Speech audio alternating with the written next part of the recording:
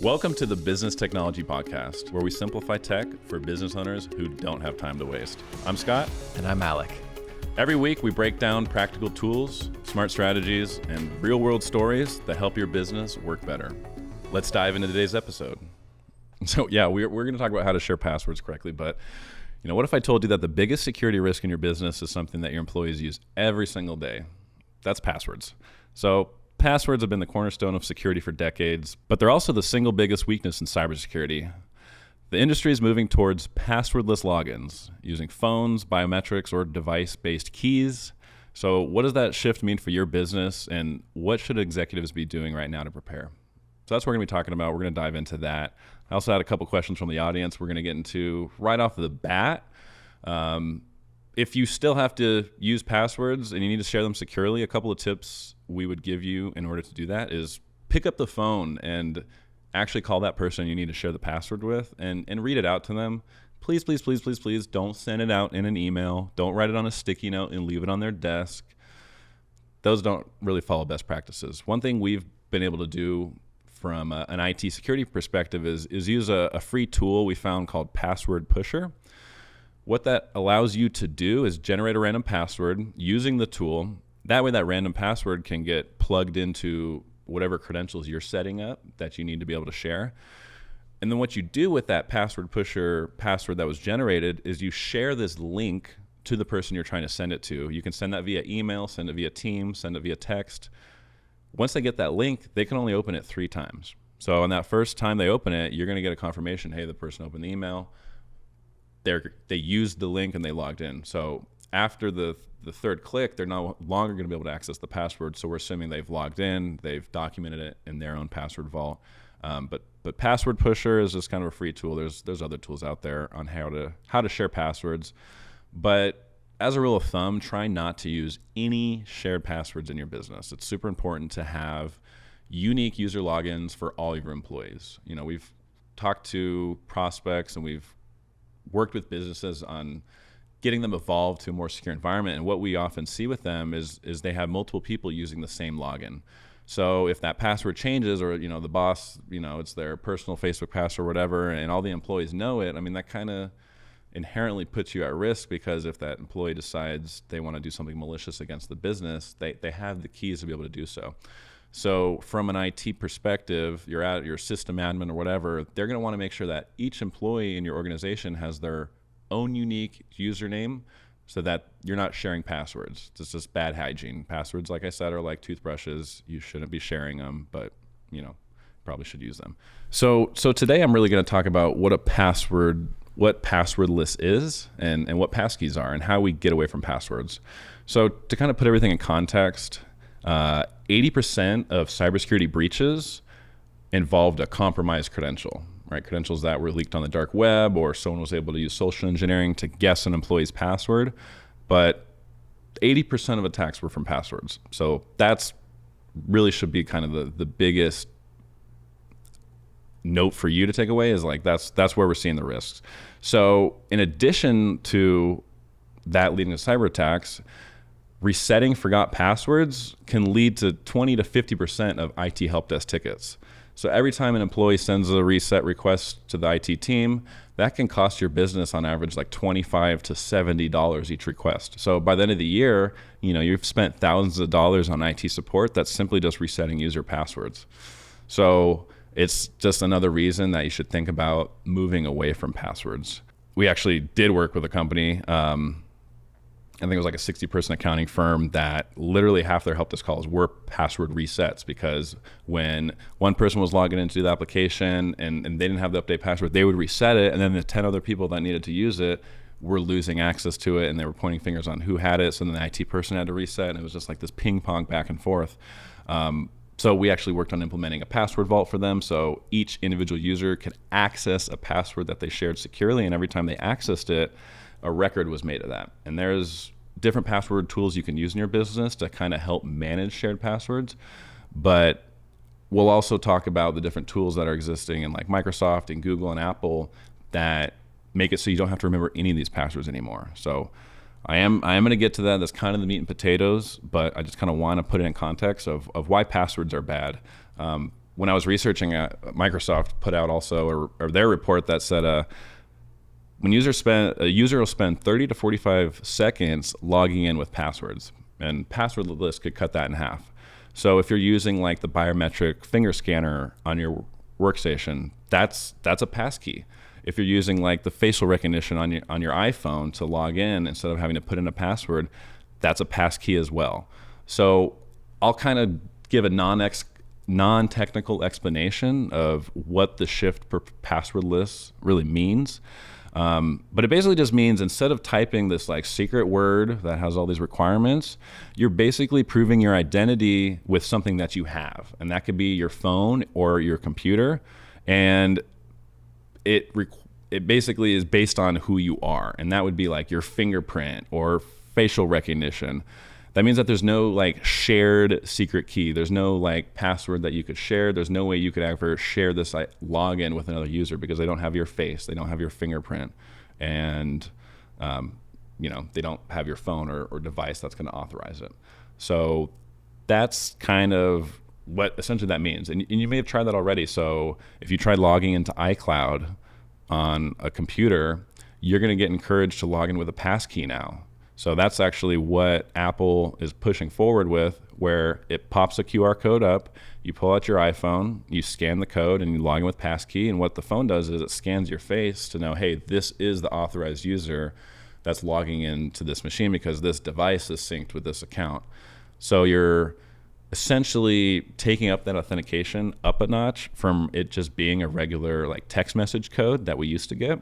And we talked about in a previous episode how text-based multi-factor authentication is risky simply because someone could be spoofing or they could be forwarding your phone number to their own device. And we talked about, calling your carrier to stop that port blocking.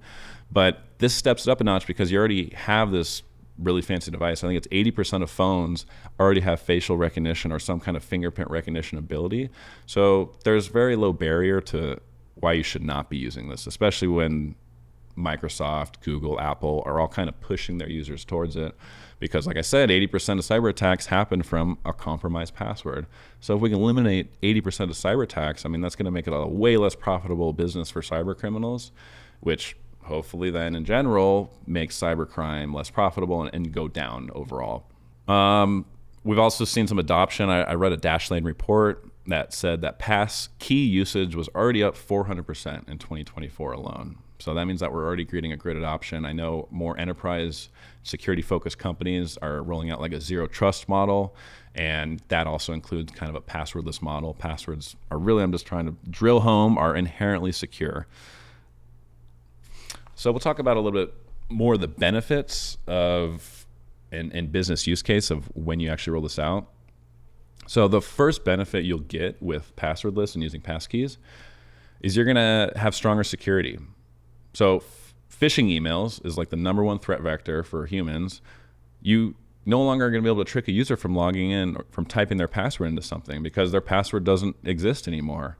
I think the common phishing attack email was like, hey, this is Microsoft and we've detected your password was compromised. You need to log in right now and change your password. And what it did is it took you to a fake website that looked like Microsoft. You typed in your old password, you typed in your new password, but really you were just sending this form of your old password to the cyber criminal, and that's how they used a phishing attack to pretend to be Microsoft to then trick you to type in your password. But if you didn't have a password, that would never happen. So you're cutting off so many different threat vectors just by getting rid of that password. You're also going to have a better employee experience. So I don't know about you, but like I have dozens, if not 100 plus passwords that I was kind of expected to remember. We have so many different applications, tools we're using, logins, everything's in the cloud. I have a different website for every thing, it seems like. So what I've started to do is I started to kind of use a similar password for all of them, right? We maybe can remember a handful of good passwords, but then like beyond that, I'm totally forgetting. I don't know about you. So if your employees don't have to go through their first day or their first week of training where it's like, oh, I got to remember my password. Oh, what was it again? I got to log into my machine. How do I get into my email access? That's what we see all the time, which was another good story we had. We had a retail chain that we helped speed up their onboarding. So they mentioned that, hey, every time they had around 100 employees at a couple different locations, but every time they switched managers, it was taking them like a couple days just to transition the systems over because they were like forgetting passwords, they didn't know the logins. I mean, trying to juggle 6 to 8 different systems while also like training for your new job can be like rather tedious, especially if you're like running around in a retail environment. You're not like sitting at the desk. You can't have your secret cheat sheet of your passwords and then you drill them home. So we went to a passwordless, and all they had to do was approve a code on their phone, on their mobile device that everyone keeps in their pocket all the time, and approve it with the Face ID, and they were able to log into the machine that day or that way. So we're reducing friction, right? We're making a nicer experience because passwords suck. Typing in passwords is horrible. Microsoft said that on average it cuts the login time in half, which is more business productivity. I mean, we don't need to waste time just like typing things in. Let's just put our fingerprint on our Windows device and we're logged in, or use your facial recognition on your other device to log in. It just is a more streamlined experience. But then there's also, as a third benefit, there's lower IT overhead. You're not spending as much time, or your help desk team isn't spending as much time doing password resets. Like I said, it could be 25 to 40% of help desk tickets that are tier 1 are literally just password resets, because humans, we forget things, or we use passwords and they get compromised, and then we have to reset all of our passwords because there was a dark web breach.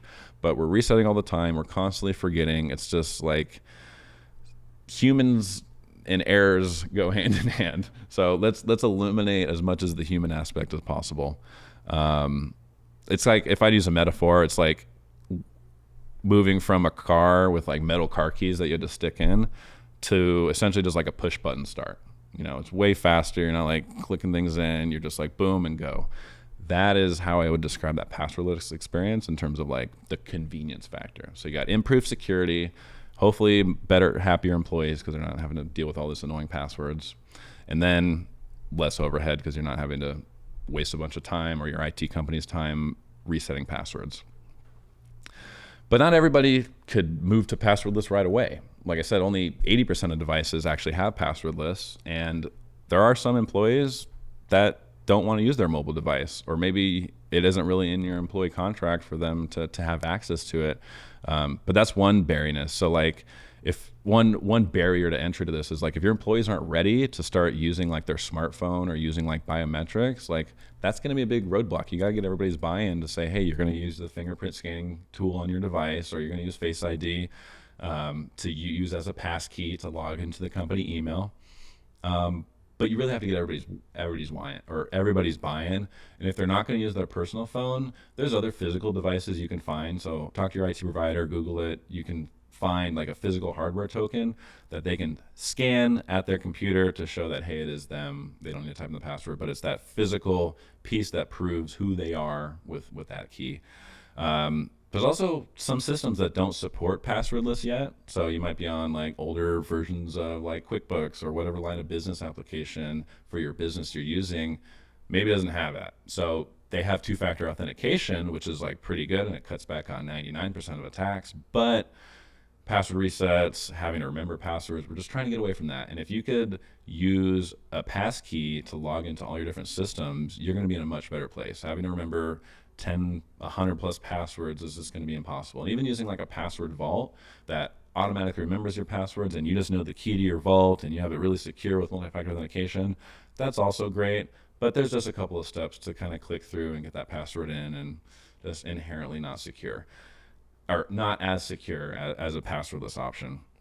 One thing that also some companies are going to be challenged with is, if they do provide a passwordless environment for their employees, there may still be a need to retain like a master admin credential somewhere. So it's not perfect. You may still have to kind of hybridize your approach of passwordless while still keeping like maybe a master token or password or somewhere. Maybe it's written down and put in the company safe or something like that as a physical safeguard. But it's not perfect, but it is something that we want to move towards. So I'll talk about a couple of action steps now that we understand what the benefits are, kind of what the risk associated with not doing it. How do you actually implement this in your business? I'll give a couple tips on. So first, start by auditing all the logins. Like, how many passwords are your employees having to remember? How many different systems do you have? Is it more than 10? It probably is. So that can help you make the decision of like, yeah, we should move towards a passkey type solution. So that's really the next step, is just like starting small. Just start with like one application or one cloud app. Like maybe it's your file storage, or maybe it's your email service. See if your IT admin or IT person can set up a passkey for that, so that when your users log into their work email, they're experiencing that passkey experience rather than logging in with a password. So just start small and then provide some training. We encourage all businesses to do security awareness training, helping their employees identify phishing attacks, understand what the latest threats are, how to understand social engineering, not going on public Wi-Fi, things like that. But give them a little education on what Passwordless is. Explain that, hey, if they don't have a password, well, there's really nothing to steal. There's a lot of benefit to that. And if you explain that, they'll kind of get their buy-in, and that's also how you want to increase and improve the culture of cybersecurity in the business. It's got to be from the top down. Everybody has to be thinking about it. And for those cybersecurity nerds in the room that know what we're talking about, this actually is the first step towards like a zero trust model, which simply explained is if you don't need access to it, you don't get access to it. If there's a person in your company who doesn't need access to sensitive financial information, or maybe you don't want all staff accessing like payroll data, or maybe you don't want certain engineering teams being able to access whatever type of folders it is. I'm trying to make a point that if you don't need access, you don't get access. And that just reduces vulnerability. If you have someone who has a compromised account, but they don't have access to all this important financial data or intellectual property the company has, that has also kind of provided more safeguards. So of the onion of cybersecurity and all the many, many, many layers, one of the best foolproof plans is trying to move towards passwordless. So kind of wraps it up for today. I don't have too much to add on that. Again, if you have any questions on how you should be using passwords in your business, or how do I transition to passwordless, or if you're looking for help, leave a comment. You can always find me on LinkedIn, Scott Woods. I'm with ITS. But that's it for today. Thanks for listening, everybody, and we'll talk to you next week. So that's it for today's episode of the Business Technology Podcast. Our goal is simple: to be your go-to resource for all things business technology. If you have any questions, leave them in the comments. You can also find us on Apple Podcasts, Spotify, and YouTube. If you'd like more information about ITS, you can find us on Instagram at ITS Telecom, or you can find us on LinkedIn at Integrated Telemanagement Services. Both are linked in the show notes. Thanks for listening, and we'll catch you on a later episode.